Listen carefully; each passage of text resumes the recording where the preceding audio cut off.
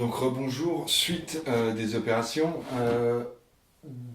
Notre tâche complexe, c'est-à-dire ce fameux nettoyant inconnu qui servait à nettoyer l'acier et dont on ne savait pas grand chose, à part le fait qu'il fallait pas fumer et ne pas être dans une pièce non ventilée, et qu'il fallait faire attention, que c'était un polluant et tout ça. Bon, dans la première partie, oui, qui a dû couper assez sèchement d'ailleurs, parce que je ne peux pas prendre des vidéos plus de 25 minutes. Donc dans la première partie, on avait identifié ce qu'était notre nettoyant. Bon. Et donc le début de la réaction chimique, les réactifs, on a pu les mettre en place, les découvrir grâce à plusieurs tests. Test de sulfate de cuivre pour savoir si on est en présence d'eau, et oui, on avait de l'eau. Test du pH pour savoir l'acidité, basicité ou neutralité de la solution. Donc on avait découvert qu'on était à pH 2, donc on avait une solution, le nettoyant était un acide. Un acide, donc, ça voulait dire qu'il avait en lui des ions H+, une grande concentration d'ions H+, donc voilà. Et ensuite, vu qu'on a parlé vu qu'on pense, du moins on est obligé d'avoir une solution neutre électroniquement parlant, et bien si on avait des ions H+, des cations, il nous fallait automatiquement, pour contrer les charges amenées par les cations, des anions. Et ces anions, on a découvert quel était l'anion qui était dans notre solution, avec le test de reconnaissance des ions, c'est-à-dire deux types de réactifs, mais il n'y en avait qu'un qui avait fonctionné, et on avait vu la création d'un précipité blanc qui noircissait à la lumière, avec comme réactif le nitrate d'argent, donc du nitrate d'argent pop dans notre nettoyant, et on observait cette espèce de méduse blanchâtre qui noircissait à la lumière et qui nous indiquait qu'on était en présence donc d'iochlorure. Et tout ceci nous disait à la fin de l'histoire que ceci était de l'acide chlorhydrique, c'est le nom qu'on lui donne. Donc une solution d'acide chlorhydrique, une solution aqueuse d'acide chlorhydrique, donc je l'ai mis là à l'eau, mais souvent on ne le marque même pas parce qu'on sait qu'il y a de l'eau, qu'on allait faire réagir sur du fer, notre acier qui est un alliage de fer essentiellement, donc voilà. Et pendant la tâche complexe, donc on l'a réellement fait, on a pris de la poudre de fer, on a mis de l'acide chlorhydrique, on a mis de la poudre de fer dans un tube à essai, on a mis de l'acide chlorhydrique, puis on a attendu, on a observé un dégagement gazeux, donc ce qui nous fait penser que oui, effectivement, il faut être dans une pièce ventilée. Donc on a vu un dégagement gazeux, donc on est sûr, bien sûr, qu'il y a du gaz. On voyait qu'il y avait une certaine réaction. Donc alors ce qu'on avait fait, on avait bouché le tube à essai, on avait attendu un petit peu que beaucoup de gaz passe dans le tube, en fait, sorte tout simplement, s'échappe.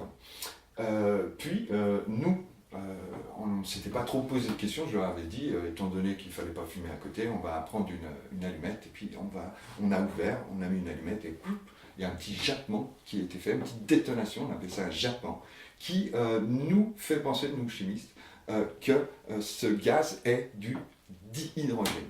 Donc on a pu très vite découvrir, mais je l'ai dit, c'est-à-dire je leur ai dit, s'il y a jappement, petite détonation qui ressemble à un jappement, automatiquement on a du dihydrogène. Bon, ce gaz, c'est du dihydrogène. Mais maintenant, ça aurait pu ne pas être du dihydrogène, et on aurait pu aussi, deux gaz qu'on arrive facilement à identifier, c'est par exemple le fameux CO2, dioxyde de carbone. Vous avez eu un test, vous savez, le fameux test à l'autre chose, par exemple, quand on peut faire simple, quand vous vous rappelez peut-être, vous aviez dans un pot mis un morceau, alors ici il y avait de l'eau, ici vous aviez du charbon, du carbone, et vous avez mis du dioxygène, et vous aviez allumé avant le charbon, et vous l'avez mis, et là, il y a une combustion assez vive qui se produit, et vous obteniez, donc vous avez du carbone qui brûlait en présence donc du comburant dioxygène, et qui nous donnait, il a fallu se poser la question de qu'est-ce qu'il y avait, et on avait fait le fameux test à l'eau chaude, c'est-à-dire on avait introduit ensuite, après réaction, de l'eau de chaud, et on a vu un trouble. On a vu le trouble de l'eau de chaud, et ce trouble de l'eau de chaud nous disait qu'on était en présence de CO2. Donc on mettait de l'eau de chaud, on secouait pour que le gaz qui était à l'intérieur se dissolve dans l'eau de chaud, et on savait, parce qu'il y avait trouble de l'eau de chaud, que la réaction de combustion du carbone dans du dioxygène nous donnait du CO2. Voilà, d'accord? Vous l'avez aussi utilisé en réalité. Donc on aurait pu s'amuser à faire ça, à recueillir ce gaz et le tester dans l'eau chaude. Puis on aurait vu que non, ça n'était pas du CO2. On pouvait aussi s'imaginer, vu qu'il y a par exemple, alors aussi, pourquoi on ne l'a pas fait, c'était assez évident, on n'avait pas de carbone dans notre affaire. Hein. Donc s'il n'y avait pas de carbone, Lavoisier nous dit que tout ce que vous avez dans les réactifs, vous les avez, tous les éléments que vous avez dans les réactifs, vous les avez obligatoirement en chimie, après une réaction chimique, dans les produits, et en même nombre en plus. La masse est conservée. Rappelez-vous ça, Lavoisier nous dit, la masse ici est égale à la masse ici. Tout ce qu'il y a là, vous devez le retrouver ici. Donc, vu que là, il n'y avait pas de carbone, il ne pouvait pas y avoir de CO2. Par contre, il y avait des oxygènes, il y a un oxygène là dans l'eau, donc on pouvait peut-être se dire aussi, on pouvait penser que ce gaz qui s'échappait pendant la réaction chimique, ça pouvait être du dioxygène. En l'occurrence, c'est pas l'allumette, si on avait mis effectivement cette allumette, cette flamme, en débouchant cette flamme proche de l'ouverture du tube, on aurait vu une flamme un peu plus vive. Tout simplement, là, ça aurait, étant donné que le dioxygène est le comburant dans une combustion, vous auriez eu un ravivement de la flamme de l'allumette, et là on aurait pu se dire tiens, c'est du dioxygène. Mais c'est pas ce que vous avez eu une détonation, il y a une petite détonation qu'on appelle un jappement, ce qui nous fait penser automatiquement que c'est le dihydrogène. Donc, pour tester un gaz, hein, il y a 3 méthodes. Pour tester un gaz, on va, je vais mettre tout simplement, je vais placer ça, hop, pour tester un gaz.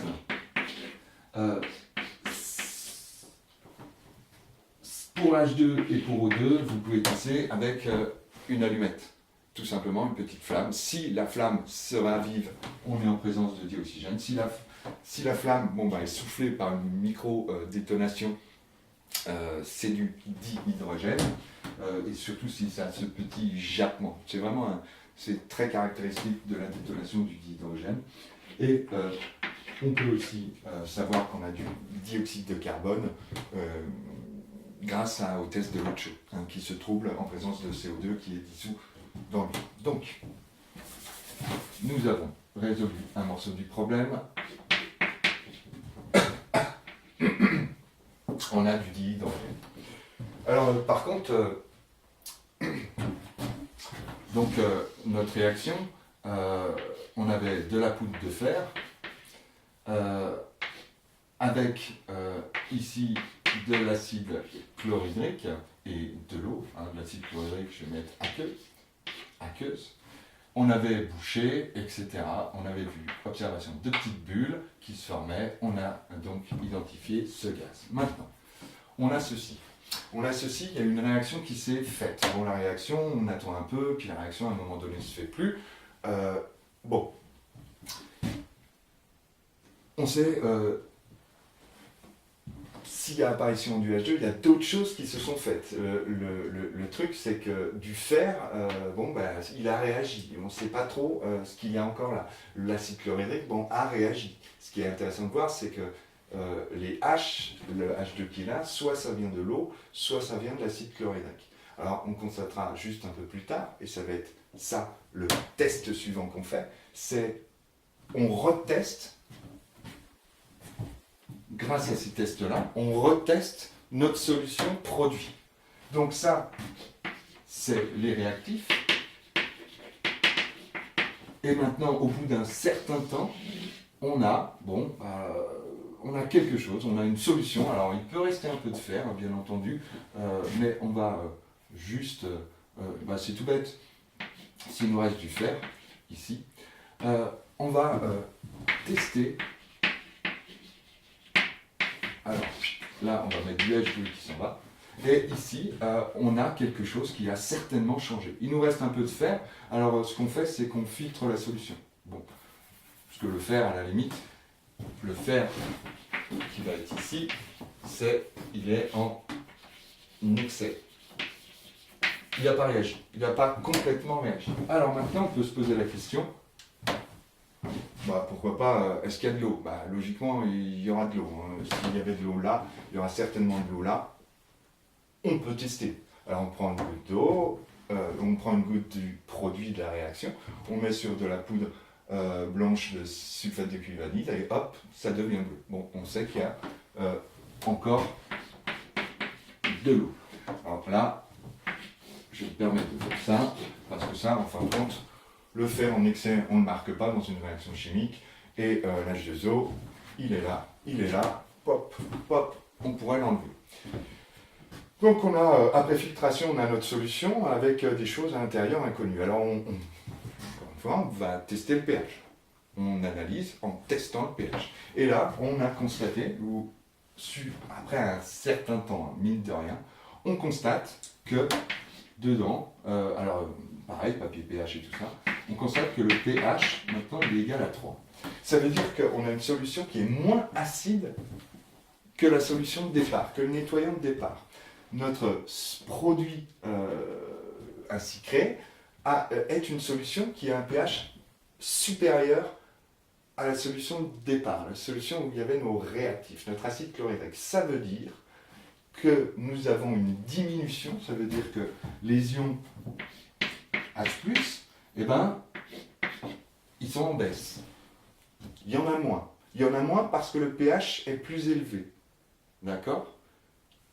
Le pH est plus élevé, c'est donc moins acide.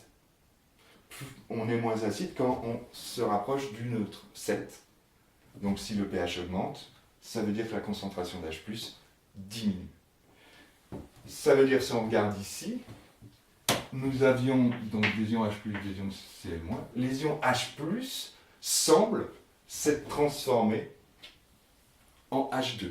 Les ions H+, contenus dans la solution semblent avoir disparu, et comme par hasard, on a du dihydrogène qui apparaît. Donc certainement que ça et ça, c'est lié. D'accord ? Alors maintenant, on peut se poser peut-être la question de qu'est-ce que nous avons à l'intérieur, parce que si on a toujours des ions H+, automatiquement, il nous faut des ions négatifs, des anions. Eh bien, dans notre dispositif, dans notre arsenal, nous avons le test de reconnaissance des ions, soit avec le réactif soude, soit avec le réactif nitrate d'argent. Eh bien, on va faire les deux. Et donc, ceci, on le divise en deux tubes. Et dans un, on va mettre de la soude. Dans l'autre, on va mettre du nitrate d'argent. Et on voit ce qui se passe. Et on s'est aperçu, alors en mettant pas mal de soude, mine de rien, parce qu'il y avait un reste d'acide chlorhydrique, et la soude, qui est une solution basique, elle va déjà neutraliser l'acide, puis ensuite réagir avec ce qui traîne. Parce que la réaction de neutralisation, en fait, est une réaction prioritaire. Et donc, on observe un précipité vert, un précipité vert, qui nous indique la présence d'ions Fe2+. Donc, un truc en plus, on sait qu'on a des ions Fe2+. Alors tout de suite, rien qu'en regardant ça, on se dit, s'il y a des ions Fe2+, d'accord, obligatoirement, il nous faut des ions pour contrer ceci. Et donc on a l'idée de continuer notre test et prendre le test avec du nitrate d'argent. Et là, on constate un précipité blanc qui va noircir, donc précipité blanc qui noircit à la lumière. Et ceci nous indique donc qu'on a des ions Cl-.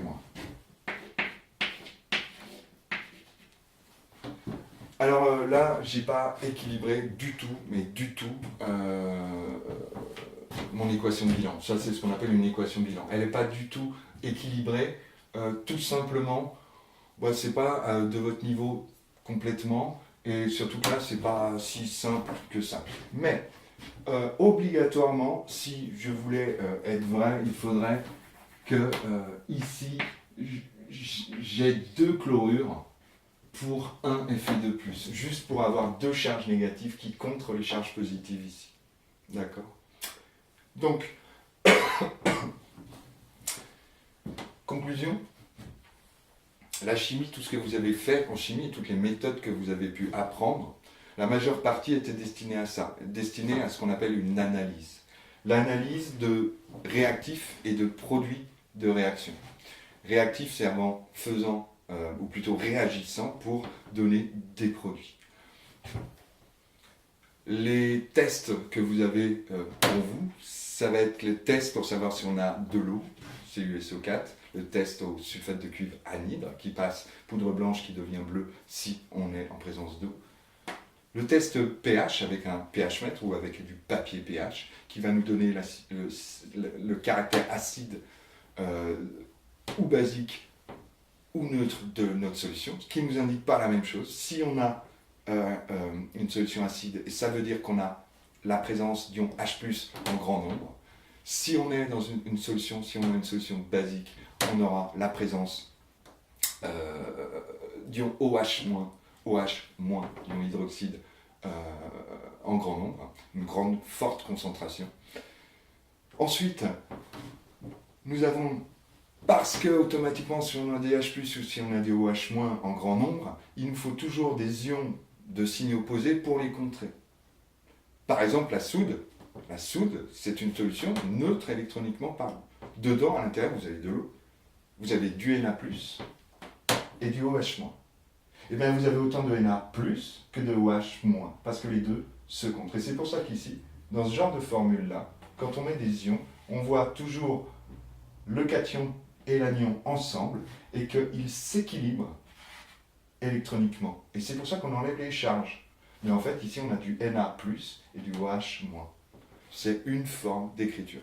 Bon, mine de rien, ce test de reconnaissance des ions nous permet de savoir la présence, donc soit en mettant comme réactif de la soude ou du nitrate d'argent, nous permet de savoir si on a des ions du type chlorure avec le nitrate d'argent ou des ions du type métallique en fin de compte, Fe2+, Fe3+, Zn2+, etc. Avec la soude. Et on observe une formation d'un précipité de couleur qui va nous indiquer quel ion on va avoir. L'analyse aussi qui a pu être faite avec aussi d'autres petites choses que vous avez vues dans les classes précédentes. On peut savoir quand on a un gaz, savoir si c'est du CO2. CO2, alors, comme je vous ai dit, d'une part, avec un peu de jugeote, si vous n'avez pas de carbone en entrée, vous n'aurez pas de carbone après, donc pas de CO2. Mais si vous aviez du carbone ici, on peut savoir ce qu'on a du CO2 juste en dissolvant ce gaz dans de l'eau de chaux et voir si on a un trouble de cette eau de chaux. D'accord ? Et puis, O2 et H2 sont deux gaz qui brûlent, on va dire. Pour voir la présence de O2, il suffit de mettre une flamme. Si la flamme se ravive ou quelque chose d'incandescent, si d'un coup ça se ravive, on peut se dire qu'on a la présence de dioxygène. Et pour ce qui est du H2, quand on met une flamme en présence, le H2 devient bien sûr est le combustible, n'est pas le comburant. Ça va être du H2 en présence de O2 et d'une flamme. Il va y avoir une détonation qu'on appelle un jappement. Et s'il y a un jappement, c'est du H2. Alors, d'autres détonations indiquent que c'est d'autres types de gaz. Si vous prenez du méthane ou les hydrocarbures sous forme gazeuse, eux aussi ils peuvent exploser. Donc là, on est sur autre chose, mais bien entendu, ça c'est une autre affaire. Donc voilà ce que je voulais vous dire. La chimie, ça a cet intérêt-là d'analyser des réactifs, des produits de réaction. Et c'est un peu comme une enquête policière. Vous avez des armes à votre disposition. À vous de les remémorer, de vous faire une carte mentale. Et voilà. Bon, merci à vous et au boulot.